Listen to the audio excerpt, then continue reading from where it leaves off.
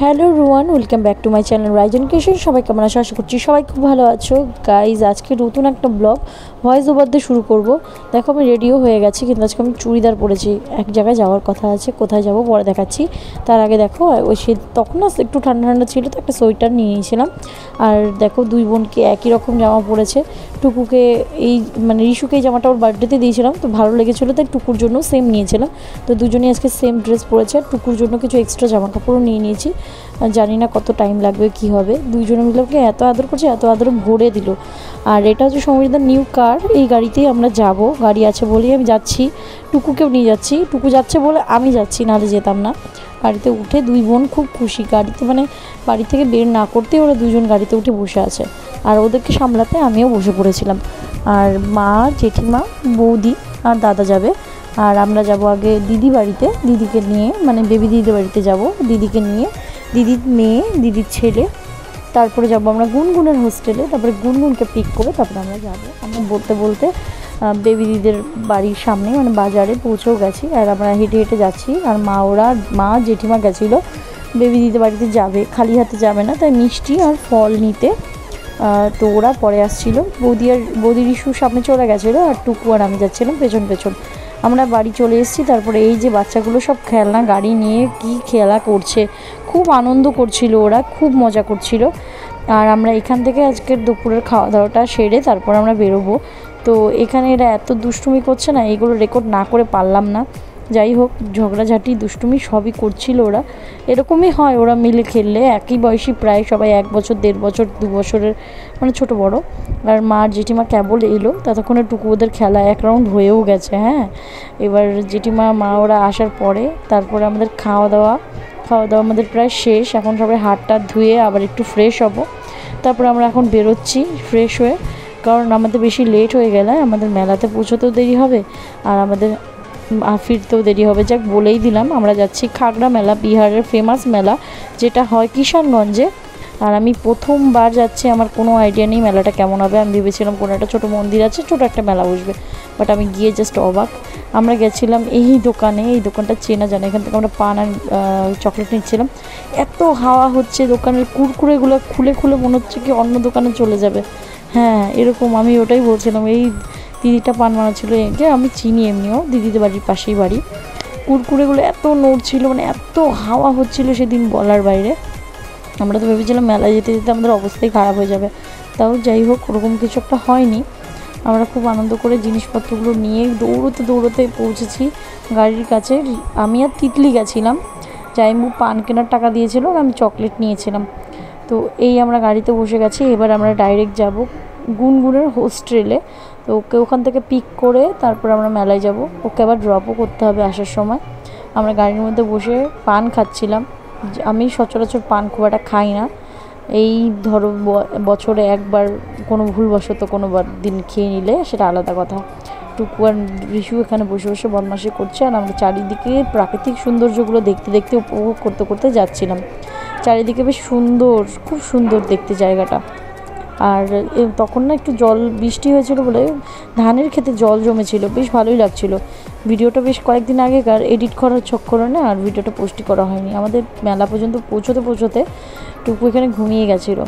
আমরা পৌঁছে গেছি গুনগুনের হোস্টেলে। আমি তো এই প্রথমবার গুনগুনের হোস্টেলে এলাম, বাট ওর মুখে অনেক রকম ঘটনা শুনেছি, অনেক কিছু শুনেছি, যেগুলো পরে কোনো দিন যদি ইচ্ছে হয় অবশ্যই শেয়ার করব। আর ওর হোস্টেলটার নাম আমি সেভাবে আর দেখালাম না, আর আলাদা করে। যাই হোক, এত সুন্দর হাওয়া দিচ্ছিলো গাছটার নিচে, আমার মনে হচ্ছিলো আমি ঘুমিয়ে যাই।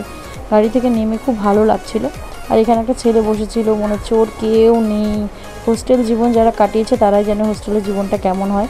ওর মুখটা দেখে ঠিক ওরকম লাগছিলো। তো পরে যখন ভিডিও করতে গেলাম, ওখান থেকে সরে গেছিলো, বুঝতে পেরেছি আমি ওর ভিডিও করব। এই যে এখানে ছিল, এখানে ও সরে গেছে, তাই আমি আর ভিডিওটা নিতে পারিনি। বাট এই ক্যাম্পাসটা নিয়ে আমি অনেক কিছু শুনেছি গুনগুনের মুখে। তো আমি প্রথমবার ভিজিট করলাম, ভালোই লাগছিলো, এমনিতেও ভালো লাগছিলো। বাট যাই হোক, বাদ দাও, চলো। গুনগুনের এটা লাস্ট ইয়ার, কিছুদিন পরেই গুনগুন এখান থেকে বেরিয়ে যাবে। আর দেখতে দেখতে আমরা পৌঁছেও গেছি কিষানগঞ্জ থেকে। কিষানগঞ্জ গেলে বাস স্ট্যান্ড থেকে, বাস নামলে আমরা যেখানে নামবো তার থেকে 5 মিনিটও লাগবে না হেঁটে গেলে। আর আমরা এই যে পৌঁছে গেছি, গাড়ি রেখে আমরা মেলার দিকে ঢুকছি। মেলাতে ঢুকে প্রচুর আমি মানে জিনিস কেনার জন্য এত ব্যস্ত হয়ে গেছিলাম আমি ভিডিও করতে পারিনি। এই যে এরকম দোকান, আর সবথেকে বেটার লেগেছে আমার 5 টাকা 10 টাকার দোকান, খুব খুব ভালো লেগেছে। আমি মানে এদিক ওদিক ছুটে বেড়াচ্ছিলাম কোনটা ছেড়ে কী নেবো, আর টুকুও খুব বিরক্ত করছিল। এই দেখো এগুলো এরকম দোকান করা আছে স্টলের মতন।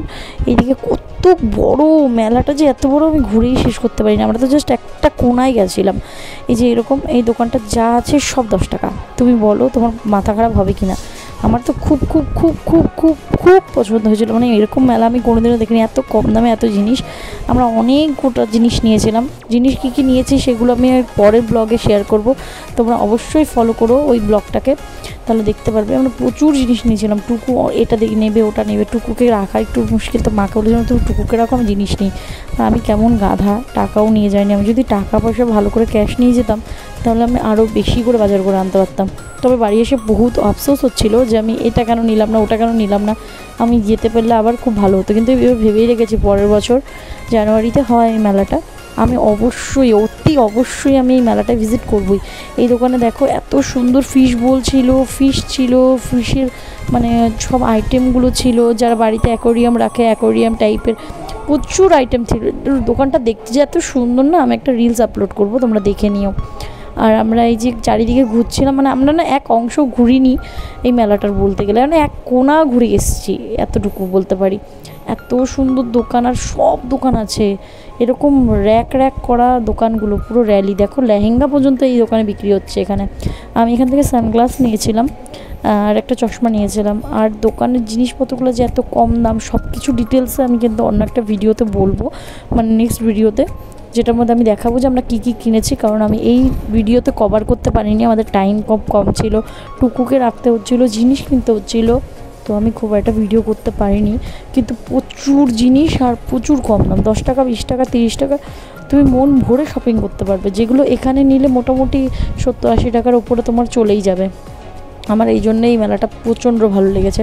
আমরা এবার মেলা থেকে বেরিয়ে গেছিলাম, আর সবাই গরমে না হাঁপিয়ে গেছে, যেহেতু সবার বাচ্চা কাচ্চা নিয়ে গেছে, রিশু গেছে, টুকু গেছে, বাবু গেছে, তো সবাই বাচ্চা কাচ্চা নিয়ে যাওয়ার জন্য না সবাই হাঁপিয়ে গেছে। সবাই একটু টিফিন করেই আমরা ভেবেছিলাম বেরিয়ে যাবো। দেখো মেলাটা আমি লাস্ট দেখাচ্ছি, মেলাটা ওই ভেতরে অনেক দূর পর্যন্ত মেলাটা আছে।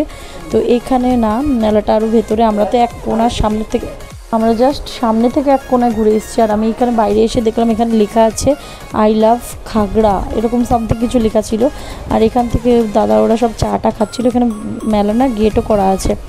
আর এগুলো মোটামুটি বাজার, এর থেকে অনেক বেশি বাজার করা হয়েছে। এরপর আমরা এখানে এত গরম লাগছিলো না, এখান থেকে বেরিয়ে আমরা ডাইরেক্ট চলে গেছিলাম সব ওইখানে মারপিট ঝগড়াঝাটিও লেগে গেছিলো টোটোওয়ালাটার সাথে, সেটা আমি আবার কভার করেছি। তারপর আমরা হাঁটতে হাঁটতে চলে গেলাম গাড়ির কাছে। গাড়ির থেকে ডাইরেক্ট আবার মেলার পেছন দিকটা একটু দেখা যাচ্ছিলো, বাচ্চাগুলো আবার বায়না করছিলো মেলায় যাওয়ার জন্য। যাই হোক আমরা ওখান থেকে বেরিয়ে গিয়ে ওখান থেকে গুনগুনকে ওর হোস্টেলে ড্রপ করি, তারপরে দিদির বাড়িতে দামাল বাড়িতে দিয়ে আসি, দেন আমরা বাড়িতে আসি। তারপরে আমরা ফ্রেশ হয়ে আর ব্লগ করার মতন কোনো মানে সিচুয়েশন ছিল না, তাই ব্লগ করিনি। নেক্সট ভিডিওতে অবশ্যই দেখাবো কী কী কিনেছি, কত দামে কিনেছি, কী কী পাওয়া যাচ্ছে।